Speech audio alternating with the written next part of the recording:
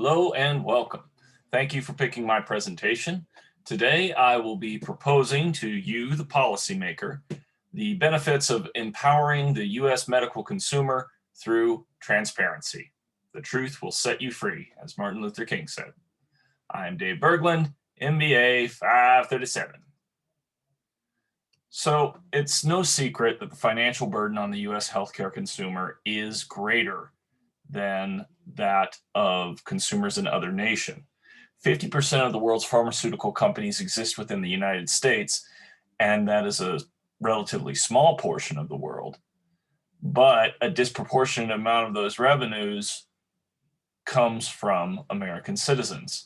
The top 13 pharmaceutical companies got 45% of their profits from the US. So that's even more striking.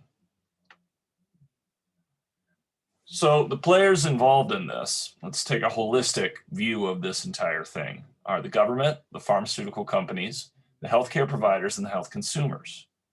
Now, the government has a lot of power, but it can't use it without the, blessing of the people. And that also means that they have to deal with lobbyists. Pharmaceutical companies are simply companies. They are not necessarily out for the public good, and their only real motivation is profit and self-preservation. And as we'll see later, that's led us into some dicey waters. Now, they have an intermediary between the healthcare consumers and themselves, which is the healthcare providers. And that distance causes some problems and some dissonance too. Now, pharma companies rely on healthcare providers for sales, marketing, and some research. And healthcare providers, of course, rely upon pharmaceutical companies for the material that they need to help and treat people. Healthcare consumers are 100% at the mercy of these forces. They're unable to control the prices of medical drugs, equipment, treatment. As we covered other weeks, there may be other barriers to care, and that's sort of the situation we're in now, and it's very bad for the U.S. healthcare consumer. Now, there's an arms race going on between pharmaceutical companies, okay? Drug pricing is arbitrary. Public outrage is increasing, such as the recent EpiPen fiasco that I'm sure you've all heard about in the news.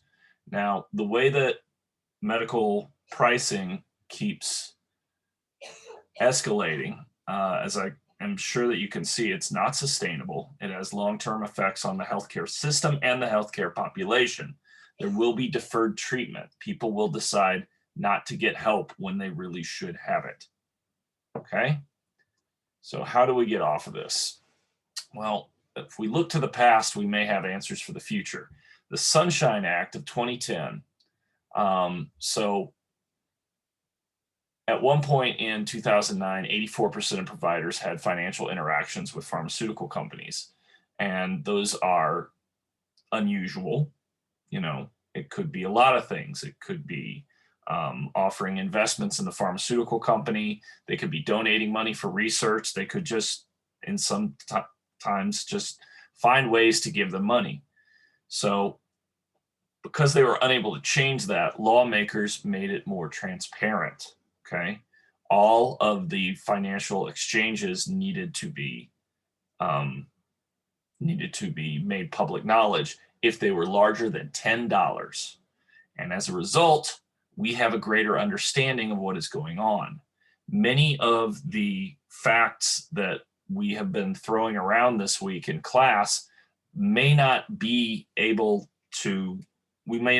to share them with each other if this hadn't passed back in 2010. Now, consumers do have an effect on pricing. In 2000, comparison shopping managed to drive down one specific procedure, LASIK, okay?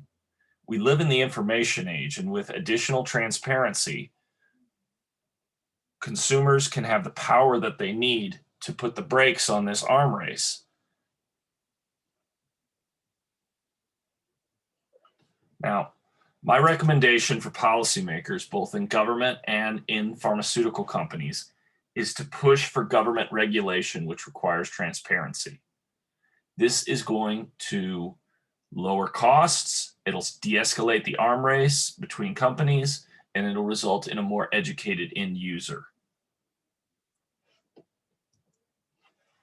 Thank you for your time. I look forward to any discussion that my PowerPoint has created. And once again, hope you're all well.